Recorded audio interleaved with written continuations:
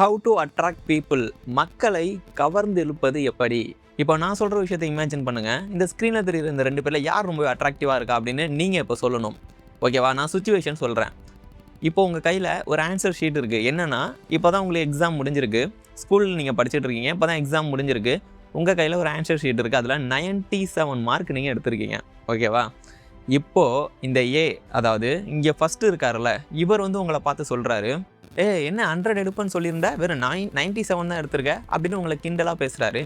அதே பி, அதாவது இவர் இருக்காருல்ல, இவர் வந்து சொல்கிறாரு, போன தடவை 95 எடுத்திருந்தேன், இப்போ 97, பரவாயில்லடா 2 மார்க் அதிகமாக எடுத்திருக்கா, சூப்பர் அப்படின்னு சொல்கிறாரு. ஓகேவா? இந்த 2 பேர்கிட்ட திரும்பவும் யார்கிட்ட நீங்கள் அதிகமாக பேசுவீங்க, யார்கிட்ட அதிகமாக பழகுவீங்க? கண்டிப்பாக இவர்கிட்ட தானே. அதாவது இந்த இடத்துல இருக்காரு, இவர்கிட்ட மட்டும்தானே. இதுதான் நம்மளோட ஃபஸ்ட்டு லெசன். அதாவது அப்ரிஷியேஷன். மற்றவங்கள மனசார பாராட்டுங்க. உங்களை சுற்றி இருக்கிற எல்லார்கிட்டையுமே ஒரு பசி இருக்கும். அதாவது இது சாப்பாடு அந்த பசி இல்லை, நம்மளை யாராவது ஒரு சின்ன அப்ரிஷியேட் ஆச்சும் பண்ணணும். அதாவது நம்ம பண்ண ஒரு விஷயத்துக்காக நமக்கு ஒரு சின்ன அப்ரிஷியேஷன் ஆச்சு கிடைக்காதா, இல்லை கிடைக்குமா அப்படின்னு இருக்கும். இது உங்களுக்குள்ளேயுமே இருக்கும். இப்போ எக்ஸாம்பிளுக்கு ஒருத்தவங்க ஹேர் கட் பண்ணிட்டு வராங்கன்னா, அந்த ஹேர் கட் நல்லா இருக்குது, நீ போன தடவை வெட்டிட்டு வந்தில்ல, அதை விட இந்த தடவை வெட்டிட்டு வந்தது நல்லாயிருக்கு. இப்போ உங்களோட ஃப்ரெண்டு, அதாவது ஒரு பொண்ணு இல்லை ஏதாவது ஒரு பையன் உங்களுக்கு அவங்க ஒரு ட்ரெஸ் போட்டுட்டு வராங்க அப்படின்னா, ஒரு புது ட்ரெஸ் போட்டு வராங்க, அது அவங்களுக்கு நல்லா இருக்குன்னா, அந்த ட்ரெஸ் வந்து அவளுக்கு நல்லா இருக்கு பார்த்தியா அப்படின்னு மற்றவங்கள்ட்டலாம் சொல்லாமல், இல்லை நீங்களே மனசுக்குள்ளே நினைக்காமல் அதை அவங்கக்கிட்டே சொன்னீங்க அப்படின்னா அவங்க ரொம்ப ரொம்ப சந்தோஷப்படுவாங்க. இந்த ஒரு விஷயந்தான் எல்லா மக்களுமே இல்லை எல்லா பீப்புள்ஸுமே உங்ககிட்டேருந்து இல்லை மற்றவங்க கிட்டேருந்து எதிர்பார்க்குற ஒரு பேசிக்கான விஷயங்கள். இப்போது இந்த விஷயத்த பூர்த்தி செய்கிறவங்களா நீங்கள் இருக்கணும். அப்படி இருந்தீங்க அப்படின்னா பயங்கர அட்ராக்டிவாக தெரிவிங்க. உங்களை சுற்றி கண்டிப்பாக எல்லாருமே வந்து பேச ட்ரை பண்ணிக்கிட்டே இருப்பாங்க. ஓகே, இந்த வீடியோவில் நான் சொல்ல போகிற இந்த 3 பவர்ஃபுல்லான மக்களை அட்ராக்ட் பண்ணுற ட்ரிக்கும் இந்த ஒரு புக்கில் தான் நான் எடுத்திருக்கேன். இந்த புக்கோட பேர் how to win friends and influence people. இந்த புக்கு 70 வருஷத்துக்கு மேலே நிறைய பேர் வாங்கி படித்து அவங்களோட லைஃப்பில் இம்ப்ரூவ் ஆகிட்டே இருக்காங்க. அப்படியாப்பட்ட இந்த ஒரு பவர்ஃபுல்லான புக்கிலேருந்து 3 பவர்ஃபுல் லெசன்ஸை தான் இந்த வீடியோவில் பார்க்க போகிறோம். Okay, welcome everyone. நான் உங்கள் ப்ரொஃபஸர்.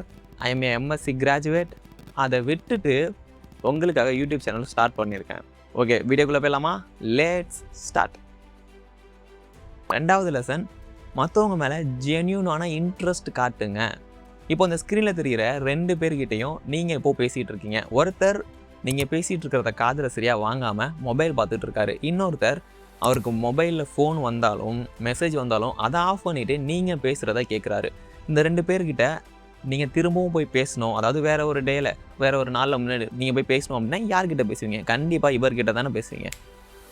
அதை தான் ஜென்யூனான இன்ட்ரெஸ்ட் காட்டுங்க அப்படின்னு சொல்கிறாங்க. நம்ம எல்லாருக்குமே நம்மளை பற்றி அதிகமாக மற்றவங்கள்ட்ட பேசுகிறதுக்கு தான் ரொம்பவே பிடிக்கும். அதாவது நான் இப்படி, நான் அப்படி, நான் அதை பண்ணேன், நான் இதை பண்ணேன், எனக்கு இது நடந்துச்சு, எனக்கு அது நடந்துச்சு அப்படின்னு. ஆனால் இதை ஒரு ரிவர்ஸ் திங்கிங் பண்ணி பார்த்தீங்கன்னா, அப்படியே திருப்பி யோசித்து பார்த்தீங்கன்னா, அப்போ மற்றவங்களுக்கும் அதே தானே தோணும். அதாவது நான் எப்படி, நான் அப்படி, நான் அவன், நான் இவன் அப்படின்னு சொல்கிறதுக்கு தானே மற்றவங்களுக்கு தோணும்.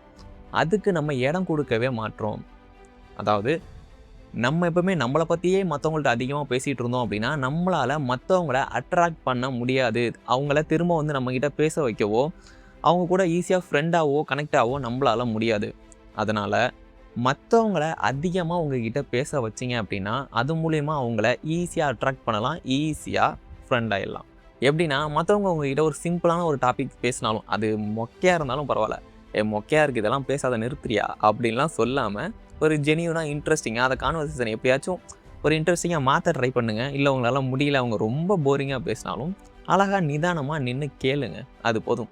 மற்றவங்கள்ட்ட அதிகமாக கேள்வி கேட்க ஆரம்பிங்க. அதாவது உன்னோட ட்ரீம் எப்படி போயிட்டுருக்கு, நீ இப்போ ஜாபுக்கு போகிறீங்களா, அது எப்படி இருக்குது, உன்னோட ஸ்டடீஸ்லாம் எப்படி இருக்குது, ஓகே இப்போ நான் அடுத்த தடவை எக்ஸாம் வருதில்ல, அதுக்கு நல்லா ப்ரிப்பேர் பண்ணுறியா, இந்த மாதிரி மற்றவங்கள்ட்ட ஒரு அவங்கள பற்றின ஒரு இன்ட்ரெஸ்டடாக ஒரு ஜென்யூனான கொஸ்டினாக கேளுங்க. இது உண்மையாக இருக்கணும்.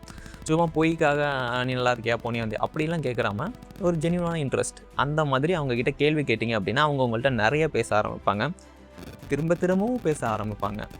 3வது லெசன், மற்றவங்களோட பேரை மறக்கவே மறக்காதீங்க. அந்த பேர் சொல்லி கூப்பிட ஆரம்பிங்க.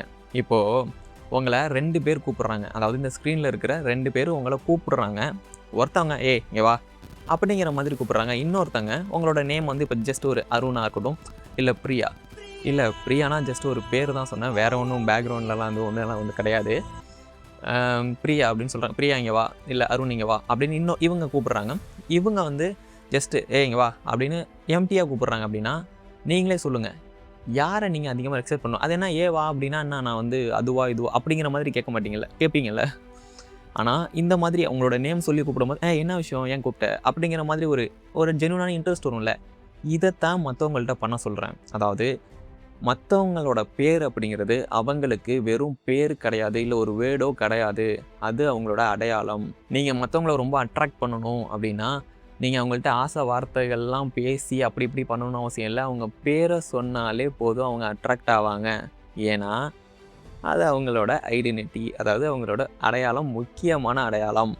இனிமேல் உங்களை சுற்றி இருக்கிறவங்ககிட்டையும், நீங்கள் புதுசாக பேசுகிறவங்ககிட்டையும், இல்லை நீங்கள் ஆல்ரெடி லைட்டாக பேசிப்பீங்களா அப்பப்போ பார்த்து பேசிக்கிறவங்கள்கிட்டையும் அவங்களோட நேம் சொல்லி யூஸ் பண்ணுங்கள். அவங்களோட பேரை சொல்லி கூப்பிடுங்க. அதாவது அவங்க பேர் தெரியலனா கூட மற்றவங்கள்ட்ட கேட்டு தெரிஞ்சுக்கிட்டு, பாலாஜி இங்கே வா, இங்கே யாரை கூப்பிடலாம், சரி ஒரு சரண்யா இங்கே வா, அப்படி இந்த மாதிரி இங்கே வா வந்துட்டு பேசணும். இந்த மாதிரி கூப்பிட்டீங்க அப்படின்னா அவங்க உங்கள் மேலே, அதாவது அவங்களுக்கு என்ன தோணும் அப்படின்னா நீ எனக்கு ரொம்ப இம்பார்ட்டன்ட் அப்படின்னு நீங்கள் சொல்லாமல் சொல்கிற மாதிரி அவங்களுக்கு தோணும். இந்த ஒரு விஷயமே போதும் நீங்கள் ரொம்பவே அட்ராக்டிவாக தெரியறதுக்காக.